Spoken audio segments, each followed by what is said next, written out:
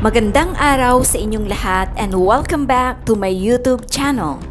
Binatikos ng husto ng mga netizens sa social media ang actress at vlogger na si Alex Gonzaga matapos mag-viral ang isang video kung saan pinahiran niya ng icing mula sa cake ang noo ng isang waiter na si Alan Crisostomo sa kanyang advanced 35th birthday party. Sa Twitter, isang production staff member ng unang pelikula ni Alex Gonzaga noong 2016 ang nagsabing hindi nagustuhan di umano ang actress na si Alex Gonzaga ng halos lahat ng nasa set ng pelikula. Ayon kay John Mark Yap, nagpakita rin ng kabastusan si Alex sa kanyang co-actor na si Reb Atadero na may maliit na role sa kanyang pelikula. Sinabi rin ni John Mark na ang leading man ni Alex na si Joseph Marco ay isa sa pinaka-humble at pinakamabait na celebrity na nakatrabaho niya. At someone who has worked directly with this woman for her first film as lead, I can't personally say na masama talaga ugali ng babaeng ito. Ani John Mark Yap. Narito ang buong pahayag ni John Mark Yap sa kanyang post sa social media. As someone who has worked directly with this woman for her first film as a lead, I can't personally say na masama talaga ugali ng babaeng ito. Always the cause of delays sa shooting. Almost everyone on set hated her.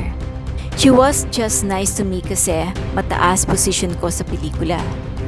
Her leading man, Joseph Marco, on the other hand, was literally one of the most humble and nicest people I've ever worked with. Never ko nakitaan ng attitude kahit once sa buong time na nag-shoot kami for weeks. She was even very rude to Rev Ranger, who did a small role in that film when they were at the camp. I'll let Rev tell that story, but I swear, masama talaga ugali niya, and everyone on set saw or experienced it. Ito naman ay galing kay Richie. I guess masama talaga ang ugali niya. That wasn't funny. Ni hindi niya naman kilala yung server. He looks like a server. Bastos. Matapos makita ang post ni John Mark, kinumpirma ng actor na si Reb Atadero na nagkaroon siya ng hindi magandang karanasan ang unang pagkikita nila ni Alex. Sinabi rin ni Reb na tila bastos ang ginawa ni Alex nang hindi sinasadyang maiwan niya ang kanyang bag sa ibabaw ng higaan ni Alex. As I was trying to get settled, tinawag ako bigla for a briefing. Nagmadali ako and I accidentally left my bag on top of a cot. Apparently, it was hers. Pagbalik ko, kaninong bag to?